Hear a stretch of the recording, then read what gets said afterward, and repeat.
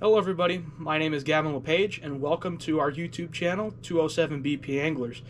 This is my second season fishing on the kayaks, my third season fishing overall. My father's not really a big camera guy, so he decided not to make his first appearance, but I guarantee you guys that he will be making his first appearance when we get out on the kayaks for the first time this year in 2024. This is going to be our second season on the kayaks, our third season fishing overall, so we're pretty green in the fishing world. You know, we're still learning. Today we're gonna run over what our channel is about, our rods and reels, our fishing lures, our kayaks, and everything else in between. So yeah, I'm really excited to get to show you guys our gear and provide a description of what we're all about. So generally speaking, what our channel is going to be about is we want it to have, we spoke about it, and we want to have three main qualities. We want it to have good quality fishing overall. We want it to have a nature-based theme, you know, where there's a lot of rural areas around here, there's a lot of secluded areas, so we want there to be not a lot of natural interference, you know, like cars passing by or housing or anything of that nature. And we also want it to be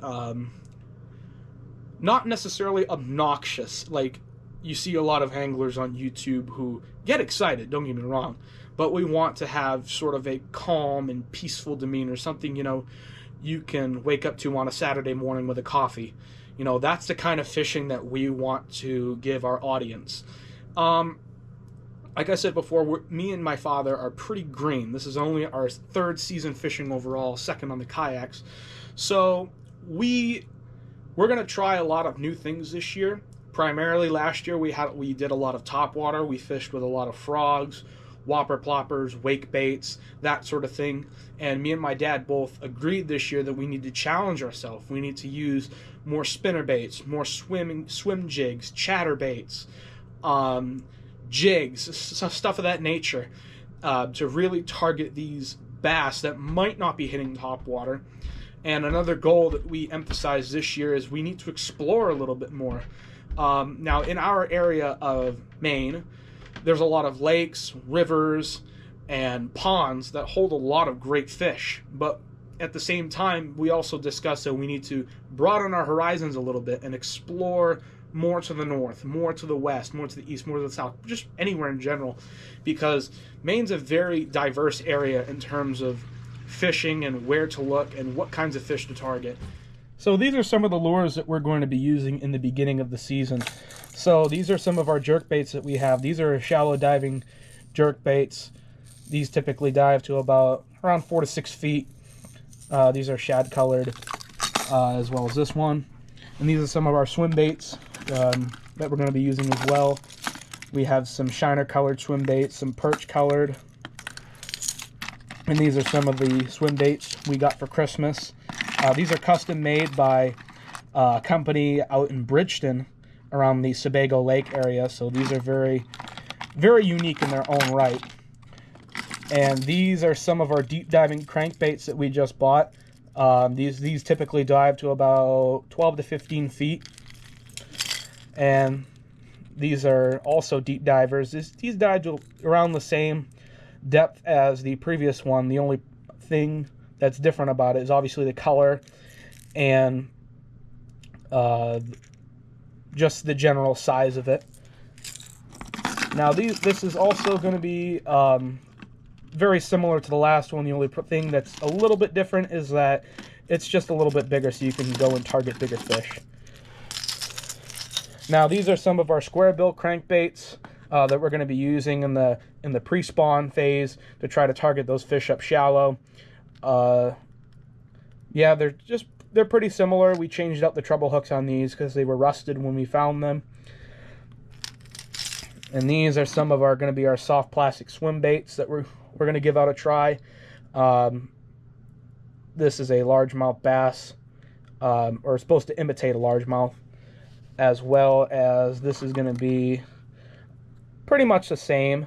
The only difference is that it's just a different color. You know, it's a shiner color. These are what I am going to be primarily using for trout and bigger panfish, maybe some pike as well. These are the original rooster tails. These are 1/6 ounce original series. Nothing really different from this one, is just a different color. I'll definitely be using these a lot. These are original Daredevil spoons that I just picked up. I lost my other one this past season to a rock snag, so I typically like to use this in the river where the water's a little bit murkier and a little bit discolored, as well as this one, which was one of my favorites to use in clearer color waters and deeper waters, just to get a reaction strike for some of those smallies and some of those pike that I like to target in the river. And these over here are some of our spinner baits. Now this is the Booyah series spinner bait. I believe this is a 3/4 ounce. And I put a paddle tail swim bait on the back of it. It lost a skirt when it came out of the package, so I'm probably going to be using this in a similar way to the gold colored original Daredevil spoon, just to try to, you know, generate some of those strikes from those smallmouth and pike. And this is also a Booyah series spinner bait. This is a Colorado edition, so it's just got the single spinning blade up there with the paddle tail swim bait on the back. Now this is what I'm also really excited to use this year. I've never used them. The original chatterbait, I know a lot of people are in the bass and pike fishing community are using these a lot, so I'm really excited to give these a try. This is a 3/4 ounce original Z-Man chatterbait. This is a chatterbait that I'm probably going to be using on my my lighter series rods. This is a 1/2 ounce original Z-Man chatterbait with a blue and black craw on the back. And this is also another 1/2 ounce series chatterbait with a paddle tail swim bait on the back. I also forgot to mention the 3/4 ounce edition also has a paddle tail swim bait on the back. So yeah, these are going to be our early season lures. These are probably going to be the lures that we're going to be challenging ourselves to use more rather than the bottom ones, because as you'll see, the bottom ones are typically, you know, your summertime lures, your topwater lures, and that sort of nature. So as you can see, we have quite a bit of summertime lures. So to start off, this is going to be one of our jig setups that we're going to be using. I'm probably going to be using this in the clearer waters. This is a Justice jig with a blue and black craw on the back. And I want to try to use this more, this bait more, obviously, because I know how effective it can be. I lost a big pike with it in the river. So I really want to use this more. This is just a typical Senko rig with an eagle claw hook on the back of it. As well as these, I would like to use these a lot more, maybe to make Ned rigs and other types of jigs as well. This is just an original creature craw, soft plastic, nothing too amazing.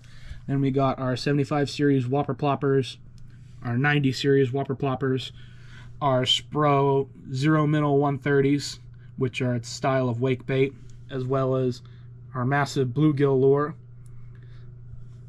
And over here we have our 130 size Whopper Ploppers, as well as our loon colored 190 style, which is right here. And then we have some rat lures, as well as some Super Spook Juniors, as well as some Chuggin' Spooks and the Zaria Puppy Dog lure. Then we have some Berkeley Choppos along with some 110 size Whopper Ploppers. Then these two lures are made by the same folks out in the Sebago Lake region who do custom paint jobs on types of lures. Spider lures, a take on the Lunker Hunt prop style frogs, the Lunker Hunt turtle with another prop style frog. Then we got some pad crashers, as well as some toad runners and more pad crashers. Now I would like to run you guys through some of our rod and reel combos. Now most of our lines that we use have 20-pound braid with all of them are spinning reels. We have no bait casters, at least not yet. So yeah, let's take a look and see what we got. So this is one of the first combos that we have in store for you guys this upcoming year. This is a 6'6" medium heavy fast action rod from Bass Pro Shops. We have a KVD 300 series spinning reel. We're running 20-pound braid on this with a steel leader on the front of it. We typically use this lure for a lot of pike because that's what's typically more common around here, is more pike. As well as we typically use a lot of steel leaders because we're not really into fluorocarbon as much, and it seems to work for the bass as well for the pike. So yeah, that's rod and reel combo number 1. Here's our second combo. Typically, we usually always run Bass Pro Shops rods, so this is going to be pretty cut and dry for the most part. We always do the Bass Pro Shops Tourney TS Special rods with the medium heavy fast action, and this is no different. This is a 7-foot medium heavy fast action rod with a 2500 series Sedona reel on the back of it, and we're running 20-pound braid. And on the front we have a snap-on swivel to make lure changes nice, fast, and easy. So this is probably one of the only different combos that we're going to be running this year. Now, this rod and reel combo is not set up quite the way I want it to be, but as the season approaches, that's probably going to change. So this is a 7'2" Eagle Claw casting rod. This is a medium heavy extra fast action rod. Now I'm going to be running about 14-pound mono on here on this 2500 series Sedona reel, and as of now I have a snap-on swivel. That's probably going to change as well. We're primarily going to be using this rod to target big panfish such as crappie, trout, and this is primarily going to be my topwater Super Spook Junior smallmouth rod. So this is probably going to be our biggest and most powerful rod and reel combination. Once again, this is a Bass Pro Shops Tourney TS Special casting rod, 7'6", heavy power fast action rod.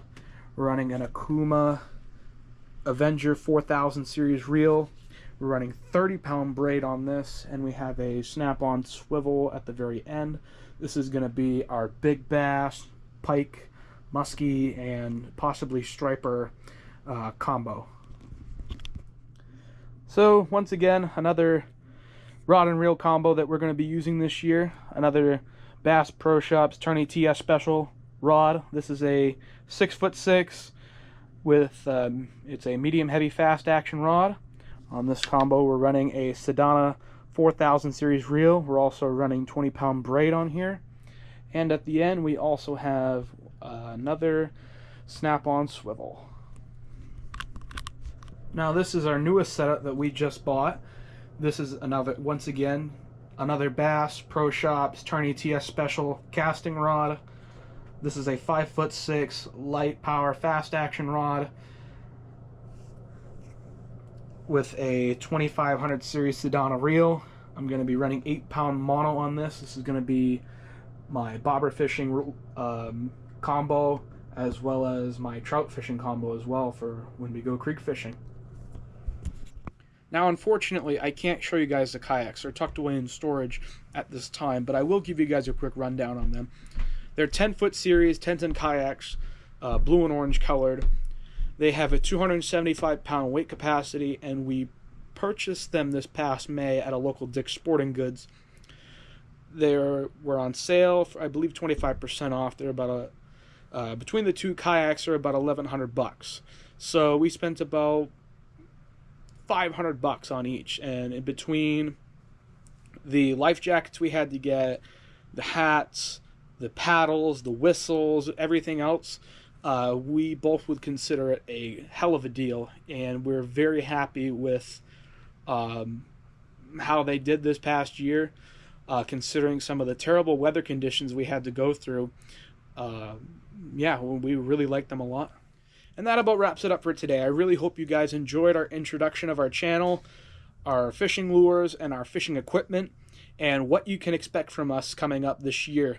Now, we're probably going to be uploading our very first fishing adventure probably sometime, I want to say maybe mid-April, maybe early April if we're lucky. The weather has not been too kind to us. We might be able to do some ice fishing content, as we just purchased some new ice fishing gear that it's on its way. But that's not really a guarantee depending on the weather. We've had a lot of rainstorms move in, which has melted all the ice, and it's been about 46 degrees over here. So we might be able to get some ice fishing in, but like I said, that's all dependent on the weather. So yeah, once again, I hope you guys really enjoyed this, and we'll see you in the spring.